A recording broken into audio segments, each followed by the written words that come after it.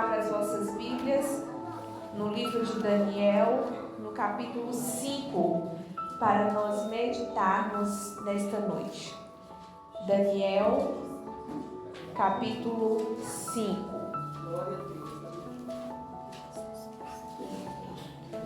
Glória a Deus, aleluia, Jesus.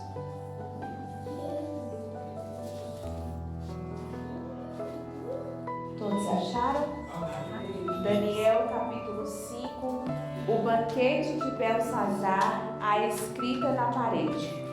Certa vez, o rei Belsazar deu um grande banquete para 1000 dos seus nobres e com eles bebeu muito vinho. Enquanto Belsazar bebia vinho, deu ordens aos para que trazessem as taças de ouro e de prata que o seu predecessor, Nabucodonosor, tinha tomado do templo de Jerusalém, para que o rei e os seus nobres, as suas mulheres e as suas concubinas bebessem nessas taças. Então trouxeram as taças de ouro que tinham sido tomadas do templo de Deus em Jerusalém. E o rei e os seus nobres, e suas mulheres e suas concubinas, beberam nas taças. Enquanto bebiam o vinho, louvavam aos seus deuses de ouro, de prata, de bronze, de ferro, de madeira e de pedra. Mas, de repente, apareceu dedos de mão humana que começaram a escrever no reboco da parede, na parte mais iluminada do palácio. O rei observou a mão enquanto ela escrevia. Seu rosto ficou pálido e ele ficou tão assustado que os seus joelhos batiam uns nos outros e as suas pernas vacilaram. Aos gritos, o rei mandou chamar os encantadores, os astrólogos, os adivinhos e disse a esses sábios da Babilônia: aquele que lê essa inscrição e interpretá-la, revelando-me o seu significado, vestirá um manto vermelho, terá uma corrente de ouro no pescoço e será o terceiro em importância no governo do reino. Todos os sábios do rei vieram, mas não conseguiram ler a inscrição, nem dizer ao rei o seu significado. Diante disso, o rei Belsazar ficou ainda mais aterrorizado e o seu rosto mais pálido. Seus nobres estavam alarmados. Tendo a rainha ouvido os gritos do rei e dos seus nobres, entrou na sala do banquete e disse: ó rei, vive para sempre, não fiques assustado, nem tão pálido. Existe um homem em seu reino que possui o espírito dos santos deuses. Na época do seu predecessor, verificou-se que ele era iluminado e tinha inteligência e sabedoria como a dos deuses. O rei Nabucodonosor, teu predecessor, sim, o teu predecessor, o nomeou chefe dos magos, dos encantadores, dos astrólogos e dos adivinhos.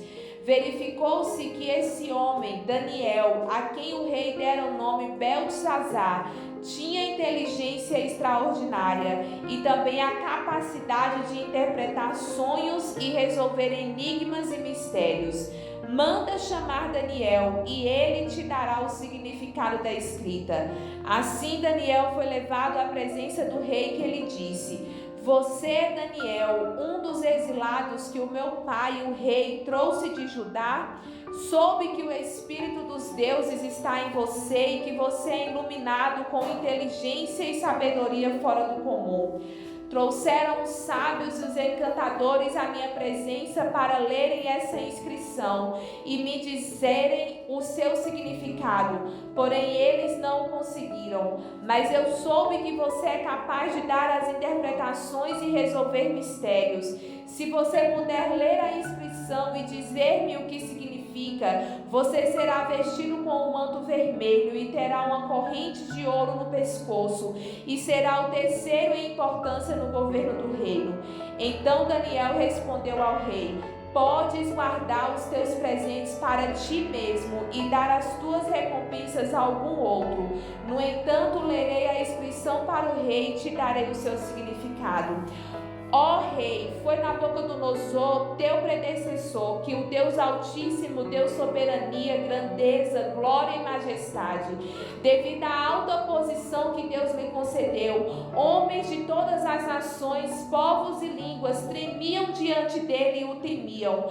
A quem o rei queria matar, matava. A quem queria poupar, poupava. A quem queria promover, promovia. E a quem queria humilhar, humilhava. No entanto, quando seu coração se tornou arrogante e endurecido por causa do orgulho, ele foi deposto de seu trono real e despojado da sua glória. Foi expulso do meio dos homens e sua mente ficou como a de um animal. Passou a viver com os jumentos selvagens e a comer capim como os bois.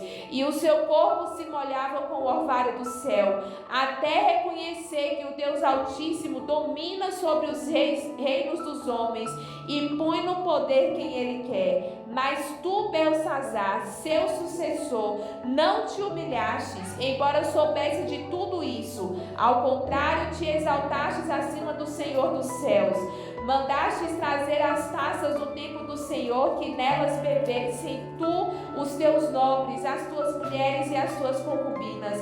Louvastes os deuses de prata e de ouro, de bronze, de ferro, de madeira e de pedra, que não podem ver, nem ouvir, nem entender. Mas não glorificastes a Deus, que sustenta em suas mãos a tua vida e todos os teus caminhos. Por isso ele enviou a mão que escreveu as palavras da inscrição. Esta é a inscrição que foi escrita: Mené, Mené, Tekel, Parsi. Este é o seu significado. Mené, Deus contou os teus dias e o teu reinado e determinou o teu fim. Tekel, fostes pesado na balança e achado em falta. Pérez, o teu reino foi dividido e entregue aos medos e persas. Então, por ordem de Belsazzar, vestiram Daniel com um manto vermelho, puseram-lhe uma corrente de ouro no pescoço e o proclamaram terceiro em importância no governo do reino. Naquela mesma noite, Belsazzar, rei dos babilônios, foi morto, e Dário o Medo apoderou-se do reino com a idade de 62 anos. Amém? Vamos orar e pedir ao Senhor a direção para o estudo. Pai, nós queremos te agradecer, meu Deus, por essa oportunidade de estarmos aqui diante da tua palavra. Que o Senhor possa tomar a direção de tudo que vai ser falado aqui nesta noite. Que os nossos corações possam estar abertos e sensíveis para ouvir a tua voz. Recebemos a tua palavra nesta noite. Guia, Espírito Santo, este estudo. Abra a nossa mente para que possamos entender, meu Deus, a tua palavra. Abra o nosso coração para que possamos recebê-la em nossos corações e produzir frutos em nossas vidas para que o teu nome seja glorificado em nós. Em nome de Jesus. Amém. Os irmãos podem se assentar, desocupar as vossas mãos e glorificar ao Senhor com as palmas bem alegres a Jesus.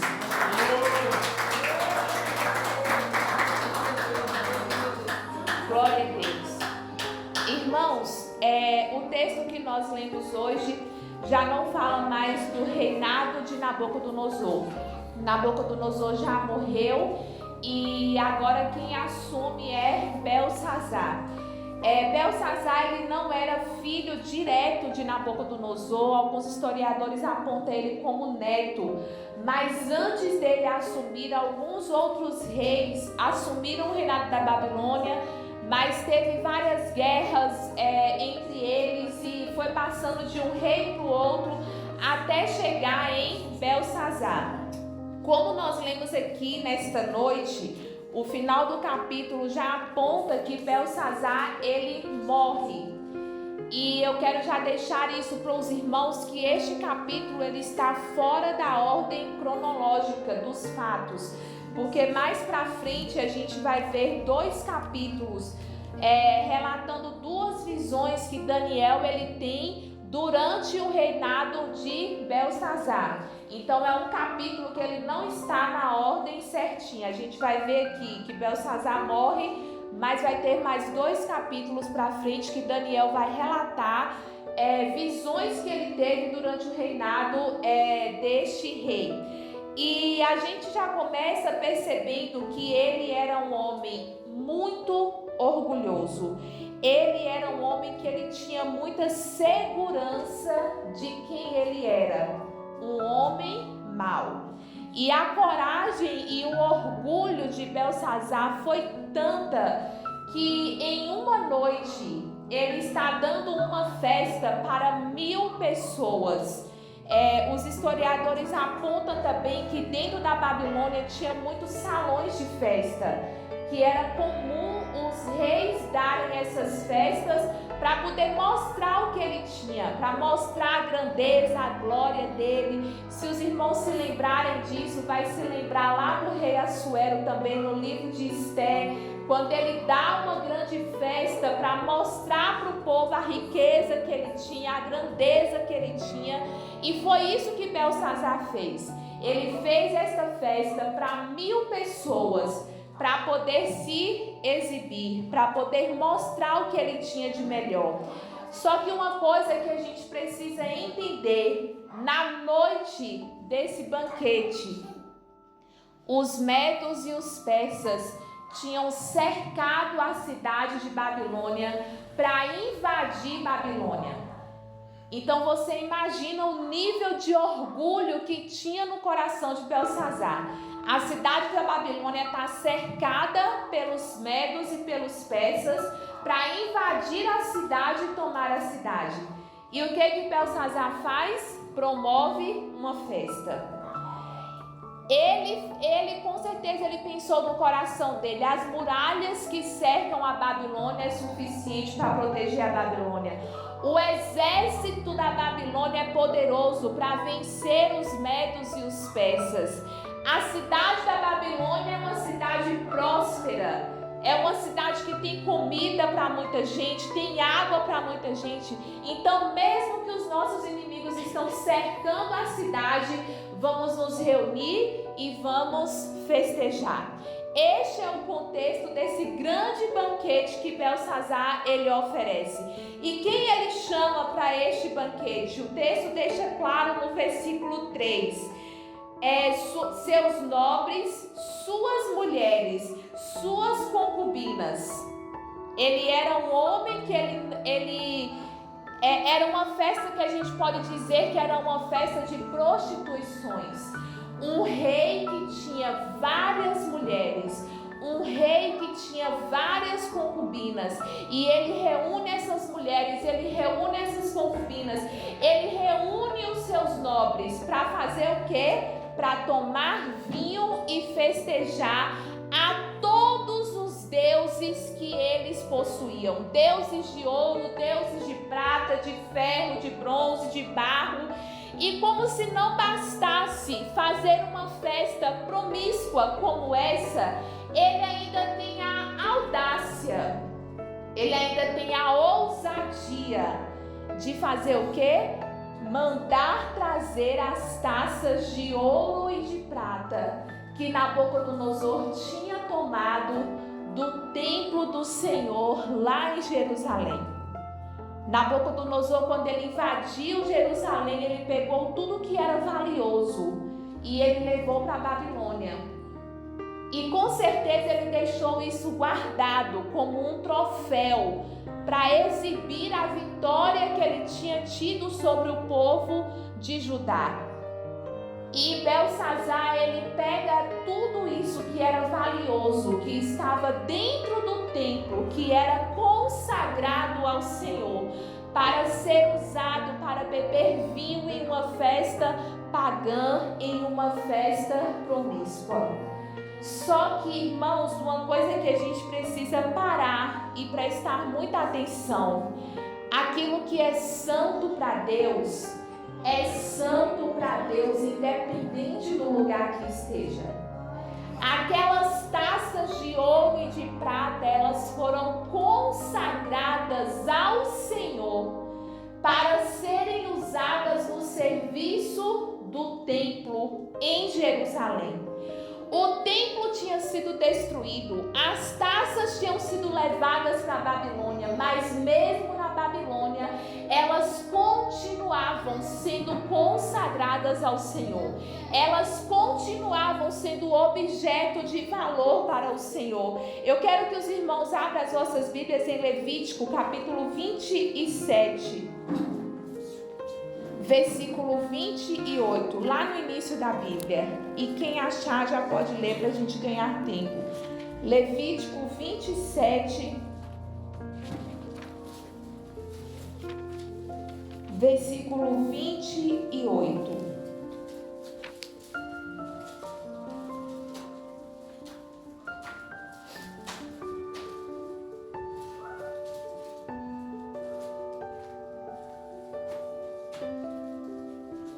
Quem achar já pode ler.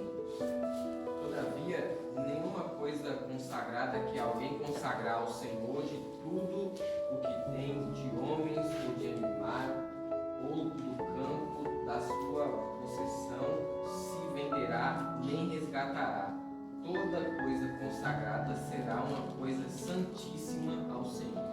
Vocês prestaram atenção? O tempo que Deus está dando a lei para Moisés. Lá atrás, Deus ele deixou muito claro para o povo de Israel: tudo aquilo que vocês consagrarem ao Senhor, independente do que seja, não pode ser vendido e nem pode ser resgatado, porque é coisa santíssima ao Senhor.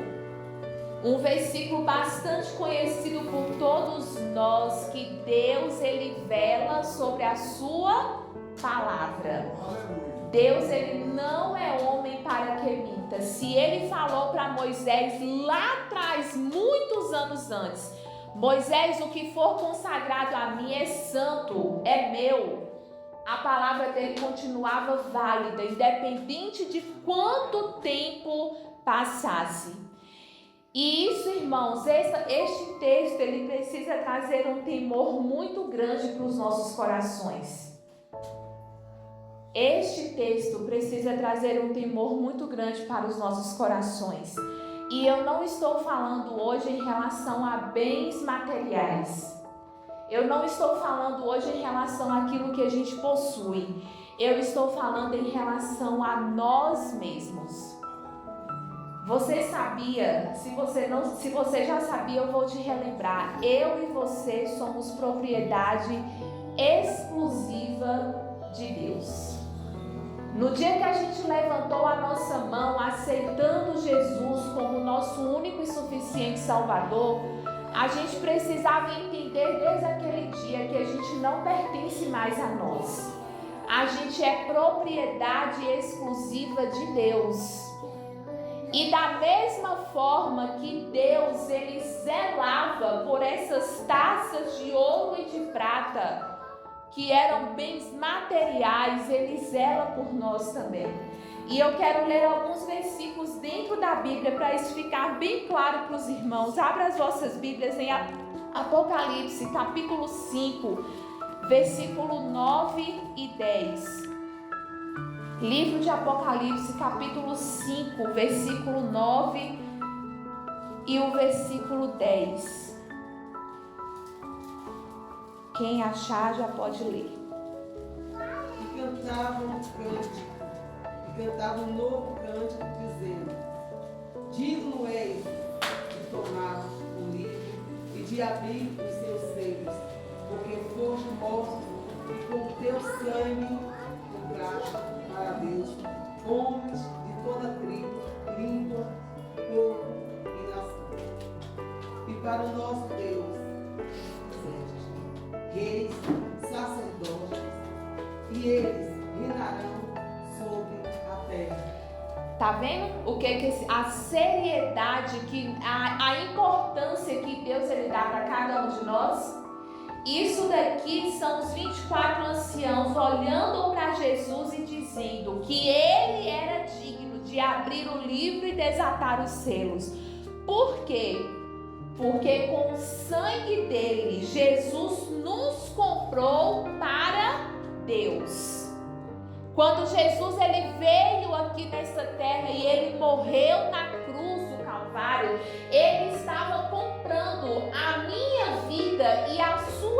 vida para ser propriedade dele. E aí depois o versículo 10 vai falar que Deus ele nos constituiu como sacerdote para reinar sobre a terra. Nós não somos qualquer um, irmãos. Nós somos propriedade exclusiva de Deus. Eu tenho certeza que todos nós aqui cuidam muito bem daquilo que é nosso, né? Daquilo que a gente trabalha, que a gente luta para ganhar. A gente cuida bem da nossa casa, do carro, da moto. Por quê? Porque a gente sabe o valor que foi para a gente conquistar aquilo. A gente não achou dinheiro no chão para comprar o que a gente tem. A gente teve que trabalhar para conquistar. E a gente tem ciúme das coisas da gente. E aí Deus ele é assim também com nós. E eu queria que você parasse hoje e prestasse atenção na sua vida. O que você tem feito com a sua vida? O que você tem feito com o seu corpo? O que você tem feito com a sua capacidade, com a sua inteligência, com os seus dons, com os seus talentos? O que você tem feito com aquilo que Deus criou em você? Está glorificando a Deus ou não?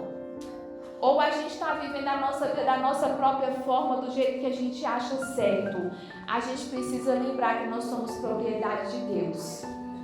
A gente tem que viver aquele versículo que Paulo fala: não vivo mais eu, mas é Cristo que vive em mim. Não é mais a minha vontade, mas é a vontade de Deus. E a Bíblia ela vai dizer também em Tiago, no capítulo 4, que o Senhor ele fez o Espírito Santo habitar dentro da gente. E o texto fala que o Senhor ele tem ciúmes de nós. Irmãos, eu estou falando isso daqui para a gente poder ter consciência de quem nós somos diante de Deus. A gente é propriedade exclusiva dele. Quando Jesus voltou para o céu, Deus enviou o Espírito Santo para habitar onde? Para habitar dentro da gente. E a Bíblia fala que o Espírito Santo ele tem ciúmes de nós. E da mesma forma que o Senhor ele age, ele quer que eu e você também hajamos aqui nessa terra. Abre a sua Bíblia lá em 1 Pedro, capítulo 1, versículo 15 e 16. No finalzinho da Bíblia também, 1 Pedro, capítulo 1, versículo 15 e versículo 16.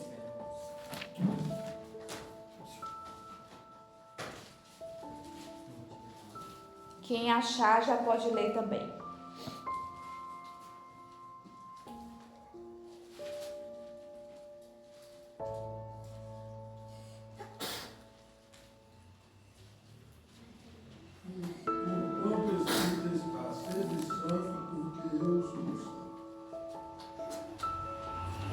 Tá vendo? Eu vou recapitular a sequência de versículos que eu citei aqui.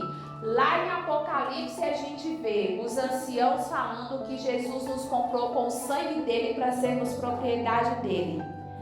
Deus enviou o seu Espírito Santo para habitar dentro de nós, e o Espírito Santo ele tem ciúmes de mim e de você. E Deus ele deixou claro na sua palavra, da mesma forma que eu sou santo, é para vocês também serem o quê? Santos. Da mesma forma que eu vivo separado do sistema deste mundo, é para vocês o quê? Viverem separados do sistema deste mundo. Então, a partir de hoje, irmãos, qualquer coisa que nós formos fazer, vamos lembrar disso. Eu sou propriedade exclusiva de Deus e a minha vida precisa refletir a vontade dele. A minha vida precisa glorificar a vontade dele. E voltando para o texto de Daniel, porque Belsazar usou as taças de ouro e de prata que eram consagradas ao Senhor em uma festa pagã. Olha só o que aconteceu, versículo 5. Mas de repente apareceram dedos de mão humana que começaram a escrever no reboco da parede, na parte mais iluminada do palácio real. Imagina só comigo, a festa tá rolando, bebida, todo tipo de pecado, tudo liberado, tudo que o povo quisesse fazer prazer, que era da vontade da carne, estava liberado. O povo usando as taças que eram consagradas a Deus em suas festas pagãs, mas um Deus justo, que estava lá no céu, que contempla todas as coisas, interrompeu aquela festa de forma imediata. E todos puderam contemplar o dedo de Deus escrevendo na parede. Esta semana a gente estava lá em casa recebendo a família de Estevão, e ele tem uma avó que ela, além dela ser muito braba, ela é uma pessoa que ela tem autoridade de Deus na vida dela. Então, quando Deus toma ela para falar com autoridade, quem tem juízo na cabeça fica quietinho, ninguém é doido nem de rebater. E ela contando as histórias do tanto de coisa que ela já precisou apontar o dedinho dela assim, ó, e ela conseguiu resolver na hora que ela apontou o dedo dela. E ela falava do tanto de homem que ela já enfrentou, o tanto de coisa que ela já fez com o dedinho dela apontado. E na hora que eu li isso daqui, eu fiquei pensando nisso. Quando o dedo de Deus apareceu, acabou com aquela festa. Só foi o dedo de Deus, irmãos, que Belsazar viu. Ele não viu mais nada. Mas o dedo poderoso do nosso Deus, que tem poder sobre tudo, que governa sobre tudo, apareceu naquela sala. E aquela imagem foi tão poderosa que transformou um salão de festa em um tribunal. No mesmo instante que estava todo mundo festejando, todo mundo se alegrando, quando o dedo de Deus ele aparece naquele salão, o temor, o desespero toma conta daquele lugar. No versículo 7, a Bíblia vai dizer que aos gritos, Belsazar mandou chamar todos os encantadores, os astrólogos e os adivinhos e todo mundo que fosse sábio da Babilônia para entrar naquele salão de festa. Quando ele vê o dedo na parede, ele começa a se tremer todo e ele começa a gritar pedindo ajuda de quem tinha conhecimento, de quem sabia interpretar, para entrar naquele salão de festa e dizer para ele o que significava aquele dedo na parede, o que significava aquela inscrição que estava aparecendo naquela parede. E mais uma vez, como todos nós já conhecemos a história, nenhum daqueles magos, nenhum daqueles astrólogos puderam interpretar o que estava escrito. Eles ficaram desesperados junto com o rei. Eles ficaram atônitos junto com o rei. Você sabe por quê, irmãos? Porque Deus ele só revela os segredos dele para quem ele quer. Deus ele não revela os segredos dele para qualquer um. A Bíblia fala em Salmos 25, versículo 14, que Deus ele revela os seus mistérios para aqueles que o temem. É só para quem tem temor do Senhor no coração, que conhece os mistérios de Deus. E aquele povo, eles leram a inscrição. Alguns historiadores vão dizer que qualquer pessoa que soubesse ler aramaico saberia dizer o que significava aquelas letras. Mas aquilo ali não eram palavras só em aramaico, eram palavras que carregavam o mistério de Deus. E Deus só iria revelar para quem temesse a Ele, para quem Ele quisesse. E eu acho muito interessante, Estevão já explicou isso daqui, mas vale a pena a gente repetir. Era o povo mais inteligente que tinha, irmãos. Eram pessoas que estudavam para conseguir interpretar sonhos, para interpretar as estrelas, para interpretar os astros. E aí você imagina todos eles reunidos e perdidos também. Deus, o nosso Deus poderoso, confundindo a sabedoria humana, mostrando para o homem, mostrando para Belsazar e para todos que estavam reunidos ali, que ele tem poder de confundir a ciência, de confundir o que quiser, porque o poder, o conhecimento, a sabedoria está única e exclusivamente nas mãos dele. E o desespero daquela sala foi tão grande que do lado de fora o povo começou a escutar os gritos do rei. Imagina um rei que é orgulhoso, que é prepotente, que estava dando uma festa com muita fartura, com muita coisa, e ele começa a gritar de tão desespero que o povo escuta os gritos do lado de fora. E no momento que eles estão escutando os gritos, versículo 10, tendo a rainha ouvido os gritos do rei e dos seus nobres, entrou na sala do banquete e disse: ó rei, vive para sempre, não fiques assustado nem pálido. Existe um homem em teu reino que possui o espírito dos santos deuses. Na época do seu predecessor, verificou-se que ele era iluminado e tinha inteligência e sabedoria como a dos deuses. Ela chega para Belsazar e apresenta um homem, que era Daniel. Eu não sei se vocês vão se lembrar, desde o capítulo 1, irmãos, isso me marcou muito. O fato de Daniel com seus 3 amigos, mesmo estando na Babilônia, eles eram homens de Deus, eles eram homens que davam testemunhos. Tanto Daniel quanto Sadraque, Mesaque e Abednego eram homens que tinham cargos de confiança na corte do rei. Mas mesmo eles sendo homens de destaque na Babilônia, eles não perderam a essência deles. Eles não negociaram quem eles eram. Podia crescer o tanto que fosse, o nome deles podia ser falado o tanto que fosse, mas eles permaneciam fiel à lei do Senhor. Eles permaneciam fiel ao Deus que eles serviam.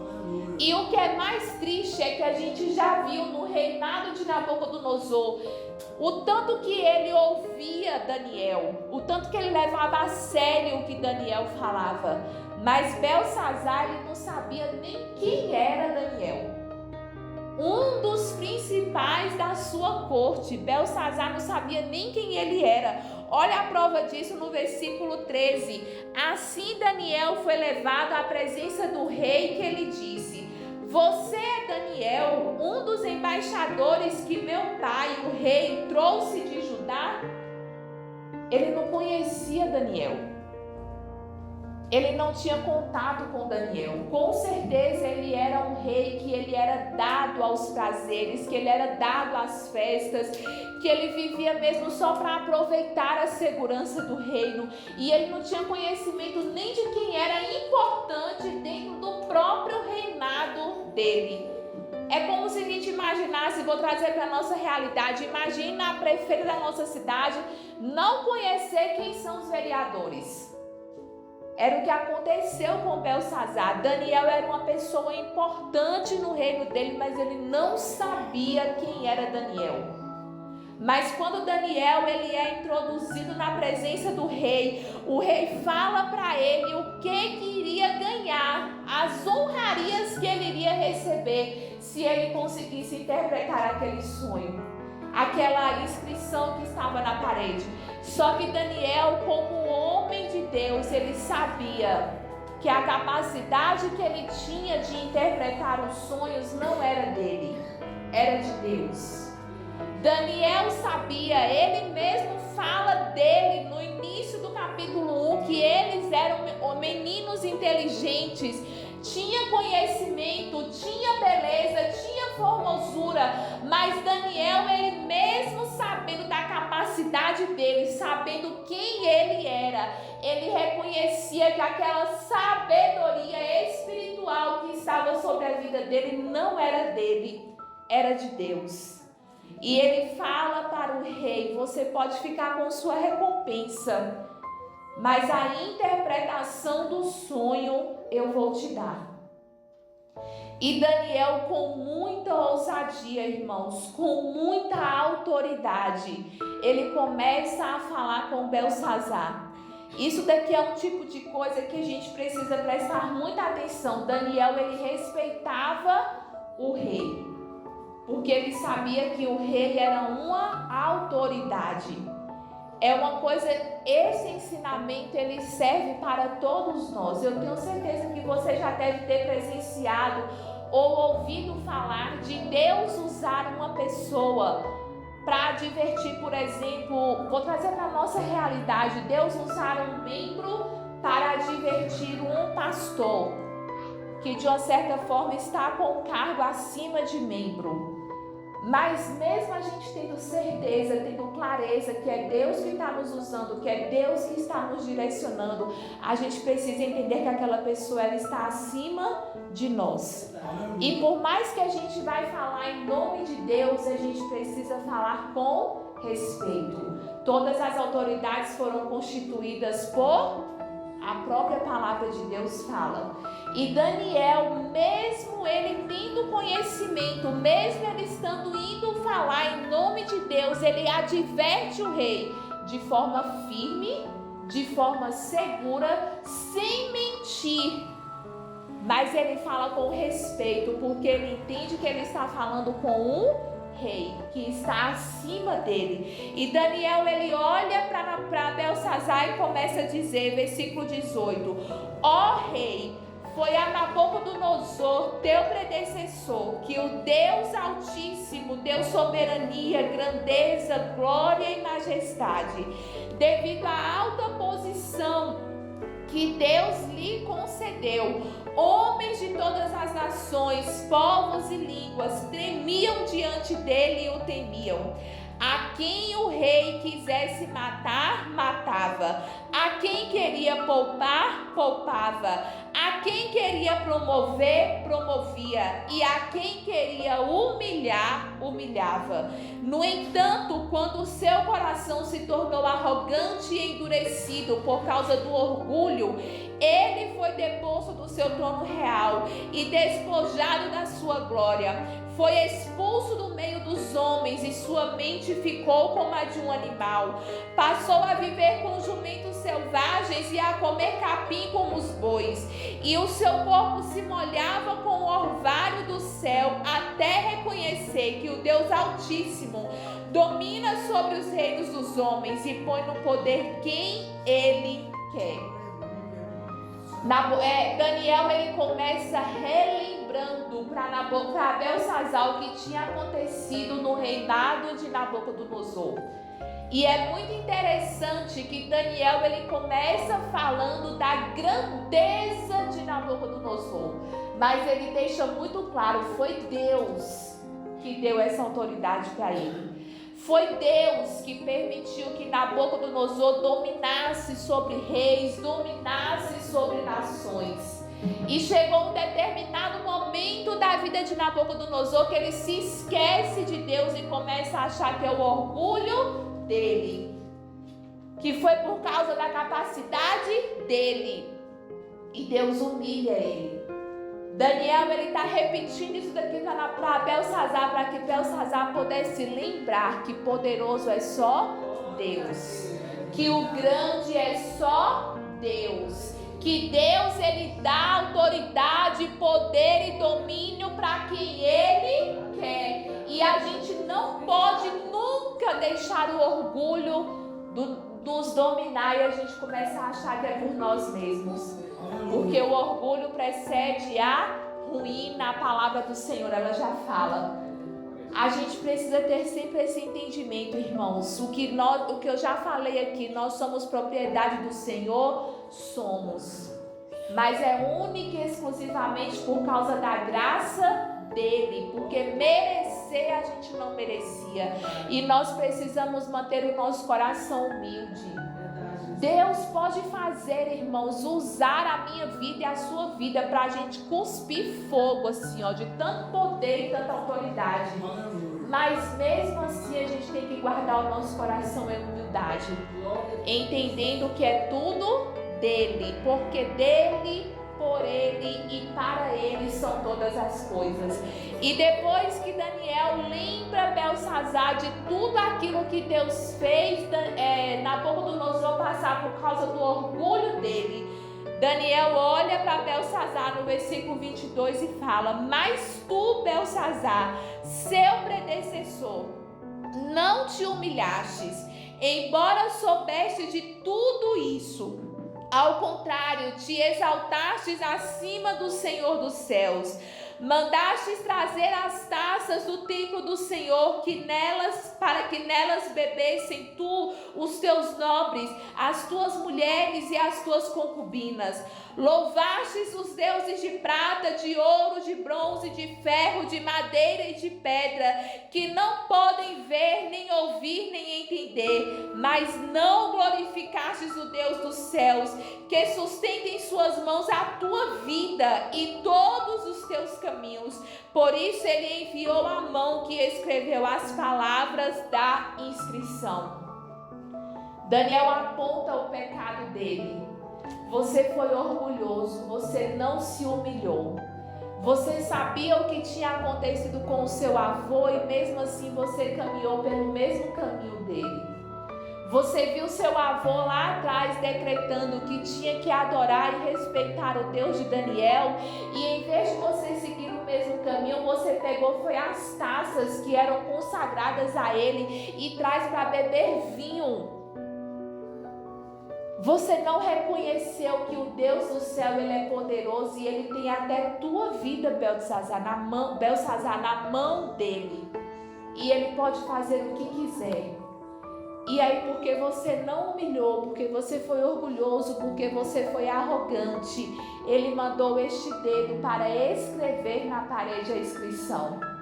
E só depois que Daniel ele relembra Beltesazar de tudo que aconteceu no reinado dele, de Nabucodonosor, só depois que ele repreende o pecado de Beltesazar e que ele vai dizer o significado da inscrição.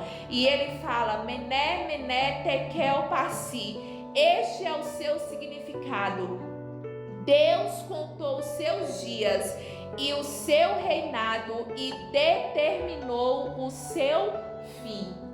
Deus estava aqui, irmãos, com esta frase dizendo que ele determinou o fim, tanto de Beltesazar como o fim da Babilônia. Chegaria ao fim naquele dia o reinado de Beltesazar e o domínio da Babilônia sobre todas as nações. Depois Daniel continua: Tekel, fostes pesado na balança e achado em falta. Pérez, o teu reino foi dividido e entregue aos medos e persas. Se você se lembrar da visão que Nabucodonosor tem, depois da cabeça de ouro vinha o peito que representava os medos e os persas. E aqui neste versículo, depois que Deus ele pesa o reinado de Beltesazar, ele decide: agora eu vou destruir tanto a vida de Beltesazar como o domínio da Babilônia sobre a terra. E vem de lá o reino que era menor, o reino dos medo-persas, consegue invadir a Babilônia naquela mesma noite que eles tinham cercado a cidade e domina a cidade da Babilônia. E no último versículo que nós lemos, o texto fala: naquela mesma noite, Beltesazar, rei da Babilônia, foi morto. Isso daqui é uma coisa que é muito séria e a gente precisa reconhecer a soberania de Deus. Quando Deus ele adverte Nabucodonosor, ele dá um tempo para Nabucodonosor se arrepender. Ele fala: eu vou executar juízo, mas eu dou tempo para você se arrepender. Só que com Beltesazar foi diferente. Deus mostrou o juízo e executou o juízo na mesma hora. Na mesma noite que Deus ele fala para Beltesazar: você foi pesado e foi achado em falta. Naquela mesma noite Beltesazar morre. E o reino da Babilônia ele é entregue na mão dos medos e dos persas. A gente precisa, irmãos, entender uma coisa a respeito do nosso Deus. Está sendo criada uma imagem de Deus nesses últimos tempos, parecendo que Deus é um ursinho de pelúcia, assim, uma coisinha fofinha, uma coisinha meiga. Não é? Tem hora que você escuta umas mensagens assim, mostrando parecendo assim que a gente está indo na frente, Deus está indo atrás, com aquele cuidadinho com a gente, assim, porque a gente é a coisinha preciosa do Senhor. Mas a gente precisa entender que o nosso Deus, Ele é fogo consumidor. O nosso Deus, Ele é um Deus justo, Ele é um Deus de amor, Ele é um Deus que o amor dele é tão grande que Ele enviou o seu Filho para derramar até a última gota de sangue na cruz para nos resgatar. Mas Ele também é um Deus justo, irmãos.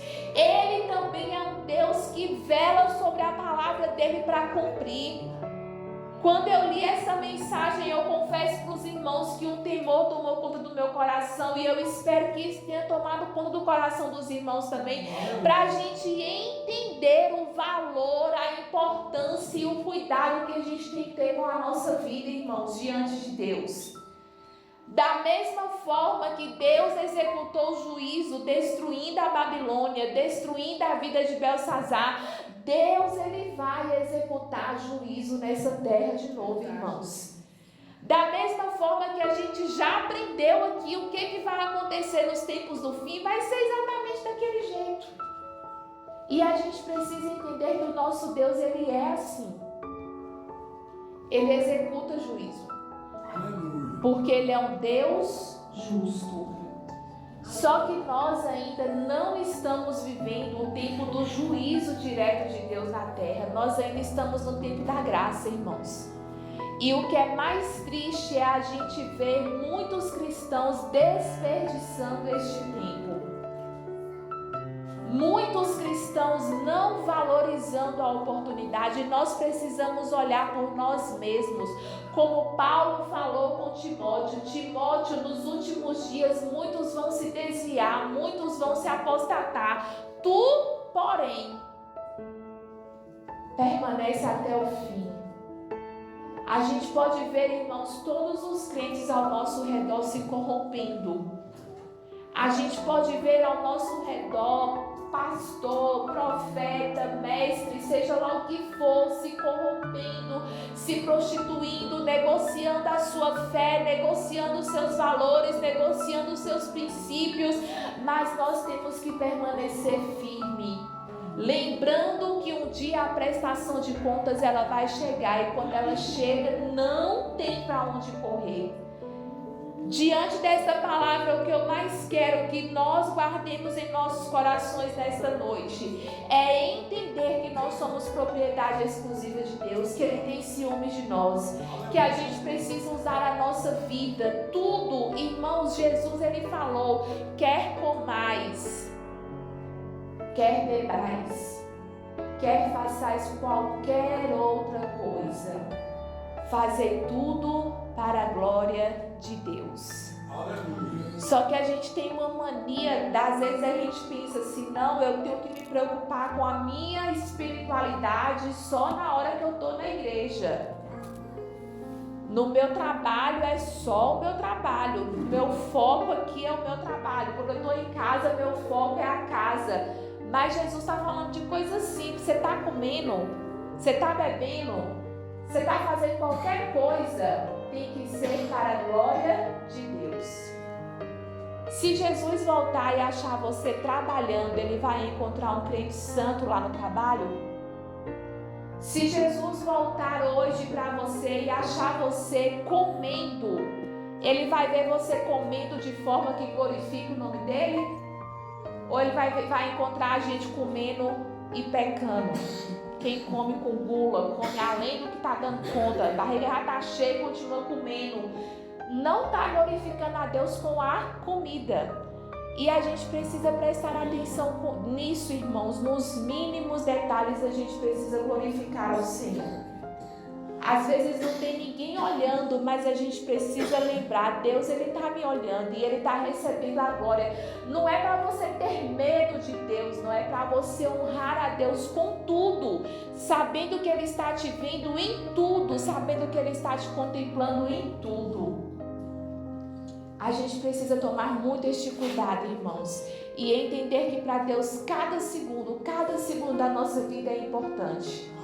Cada segundo da nossa vida Ele está levando a sério, Ele está valorizando.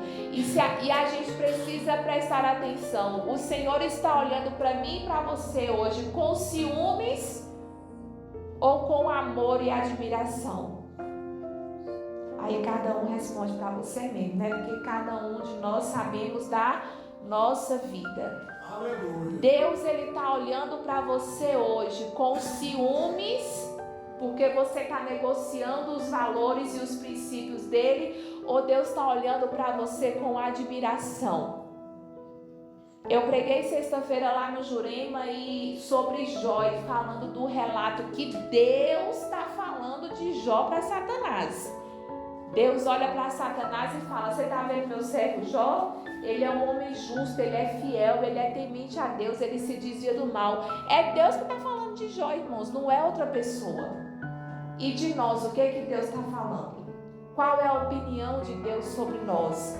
A gente precisa prestar muita atenção nisso e entender que nós somos propriedade dele, que ele nos comprou e nos separou para ele, para a gente glorificar o nome dele.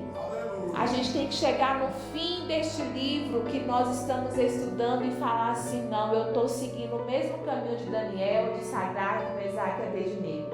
Eu estou sendo fiel, eu estou sendo temente, por mais difícil que seja, mas eu estou colaborando com o Espírito Santo para a gente poder alcançar graça maior do Senhor também, como esses homens alcançaram. Amém?